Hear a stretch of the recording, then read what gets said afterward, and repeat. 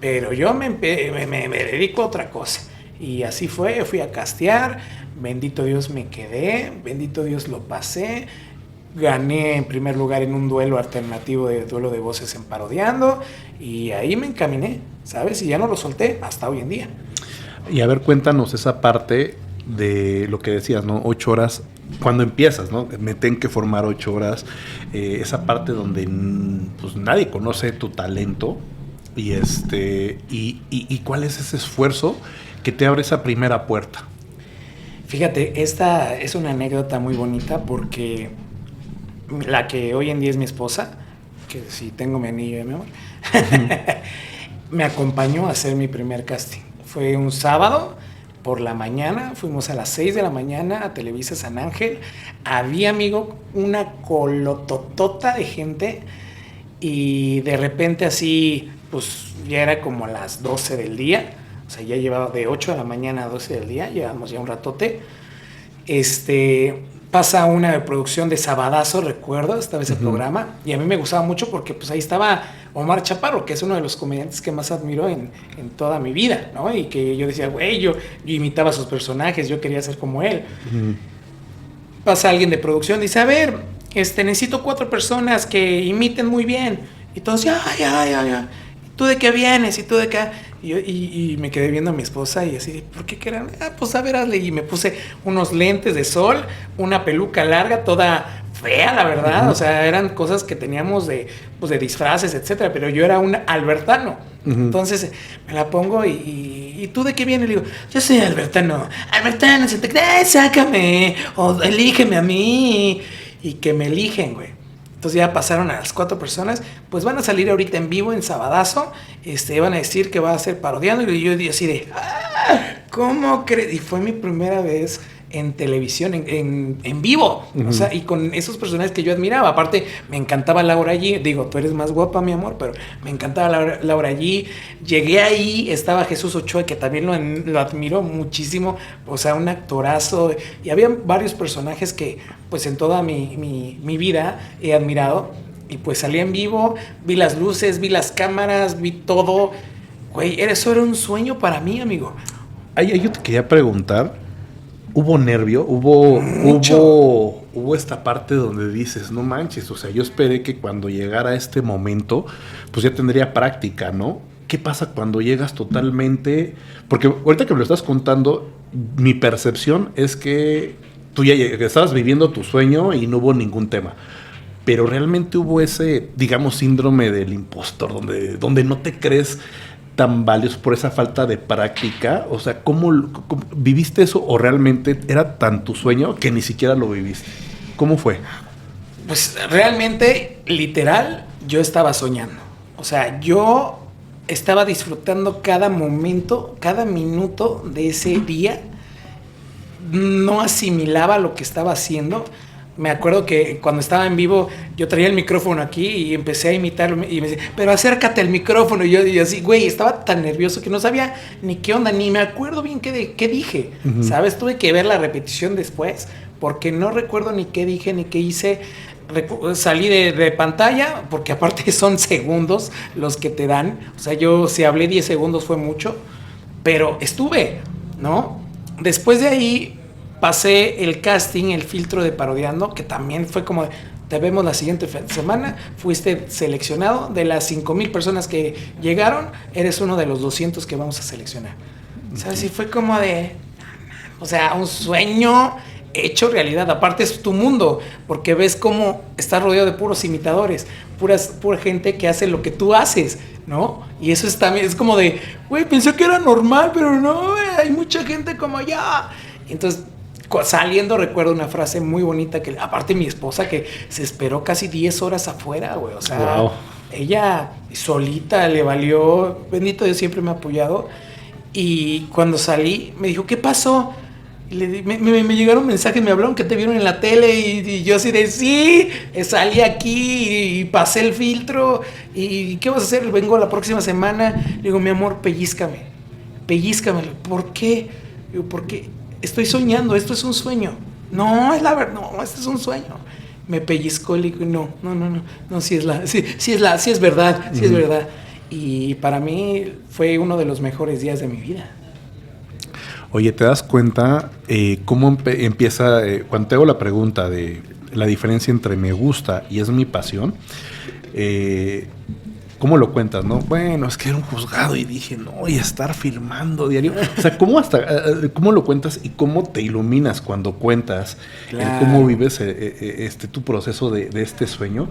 Me quiero ir un poquito atrás porque muchas veces cuando vivimos ese sueño, ya no los contaste desde el día que te fuiste a formar, pero cuéntanos si te costó tomar esa decisión de decir, pues sí, mañana me voy a ir a meter a una fila.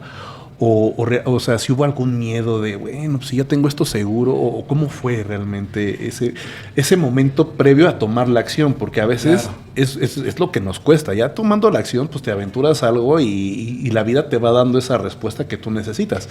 Pero el tomar acción, eso es como a veces lo complicado, ¿no? Claro, no tenía nada seguro, o sea, nada es seguro en esta vida y tú bien lo sabes, pero estaba seguro de querer hacerlo, ¿sabes? Tenía esas ganas de querer hacerlo, ese sueño que mucha gente luego ve lejano, porque pues es lejano, o sea, yo no, a mí el irme a formar no me aseguraba el quedarme, ¿no? Uh-huh. Pero a veces el intentarlo es lo que cuenta. Y es que es lo que, o sea, a eso iba, porque ¿cuántas personas no llegan a ese intentarlo? ¿Cuántas personas tienen ese mismo ánimo que tú tenías, pero no se levantaron a las 6 de la mañana el sábado para ir?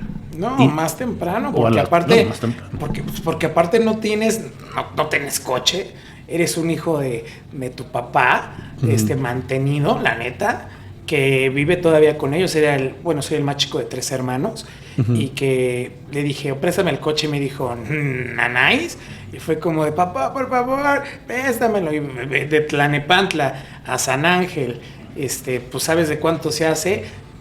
Recuerdo que sí, le rogué tanto que sí me lo prestó, pero el pedo es que yo no tenía dinero. Me dijo, sí, o sea, no sé cómo lo haces, le tienes que poner tu gasolina y tienes que pagar bueno, yo no sabía que había estacionamiento, yo no tenía que pagarlo. Entonces yo con 50 pesos en la mano pasé por mi esposa, y mira que mi esposa también era muy dadivosa en ese todo. Me decía, ay, yo tengo 100 pesos, entonces me cooperaba para ir, pagar y para comer, y bueno, pues fue un rollo. Pero sí no saben todo ese sacrificio que uno hace para lograr sus sueños. Muchos piensan que lo hace uno, o que más bien que nace uno en cuna de oro, y es como de, güey, dama, pinche chucho, güey, si te vas de vacaciones, o si te sacas esto, si tienes para unos tenis. Güey, lo que me costó llegar para poder comprarme eso. No sabes cuánta gente me tira en redes sociales diciendo, ya ponte a trabajar, ya ponte a trabajar, ya ponte a trabajar, deja lo que haces, ya ponte a trabajar. Güey, eso es mi trabajo. O sea, yo no voy a tu casa a criticar lo que tú haces. Si a mí me va bien trabajando, haciendo reír o haciendo imitaciones, déjame. O sea, volteate a ver a ti, carnal. Eso es lo que yo luego, de verdad no sé cómo hacerle para que la gente se dé cuenta.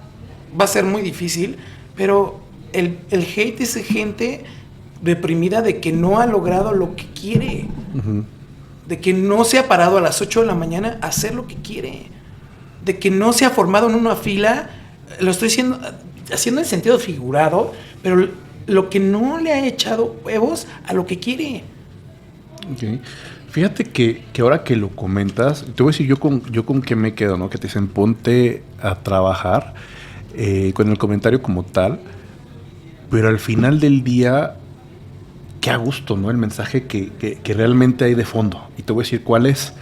El que parezca que no trabajas y vives de eso. Eso es el mensaje valioso, ¿no? Y muchas veces, yo creo que muchas personas lo han llegado a contestar, yo no trabajo, yo hago lo que me gusta hacer y para mí no es trabajar, para mí no es ¿no? trabajo, claro. Entonces, pues yo creo que ese es un mensaje que realmente se da, que a veces no se percibe que estés trabajando, aunque tú estás viviendo ese sueño, ¿no? Hasta Claro. el final del día. Créeme que si yo no hubiera logrado, que si yo no me hubiera quedado, que si yo no me hubiera levantado, que si yo no me hubiera formado, créeme que yo estaría, no sé, a lo mejor ejerciendo mi carrera o con mi papá viéndole cómo le hago. O sea, güey, literal, si yo me fui a formar, si yo fui a formarme para tener un trabajo que para mí no es trabajo, yo me voy a divertir, yo juego todos los días y pues le llaman trabajo a eso. Si yo tengo esa dicha es porque le chingué en un principio. Y también porque hubo valor, ¿no? O sea, al final del día, ahorita que me comentabas y tenías de cierto, digo, también te ayudó Dios en el sentido de que te fue cerrando las puertas ahí, en la parte de la abogacía del derecho, pero también el tener el valor de dejar lo que ya está, como a veces dicen, peladito y a la boca, o el camino fácil por irte por un camino desconocido, ese valor es bastante de admirar, porque a veces no todos los tenemos, Claro. ¿no? Y parte de lo que te digo con este podcast, el mensaje es ese, ten ese valor, porque al final del día te va a dar alguna recompensa, y si la recompensa es que personas te digan ponte a trabajar, pero al final del día tu trabajo se percibe como que no trabajas, pues yo creo que es una muy buena recompensa, Pues amigos, sí, que no totalmente. todos tenemos a veces la dicha de tenerla. Pero partimos del valor, pero de valorarte a ti mismo. Si tú no sabes valorarte a ti mismo, no vas a tener valor para poder enfrentar a lo que se te viene en la vida. De verdad. Y yo quiero tocar eso. ¿Cómo tú fuiste teniendo esa confianza en ti mismo? Porque también a veces pasa, yo a veces sí me he frenado por cosas que no creía capaz de hacer y que con el paso del tiempo decía, pues claro que era capaz, pero me frenó esa creencia que yo tenía en mi cabeza, ¿no?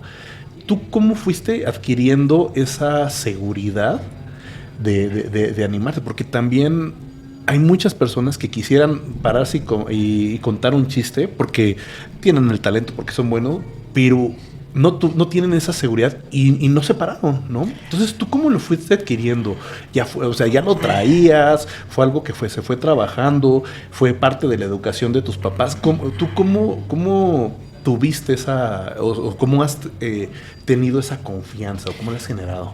A ver, es que no todo siempre es bueno, no todo siempre la vas a hacer, no todo siempre vas a ser bueno o va a ser lo que tú pensaste. Fue prueba y error, ¿sabes? O sea, yo fallé muchísimas veces en lo que yo quería. No precisamente en lo actoral o en las imitaciones, pero sí en el hecho de querer hacer algo y que la cajeteas, ¿no?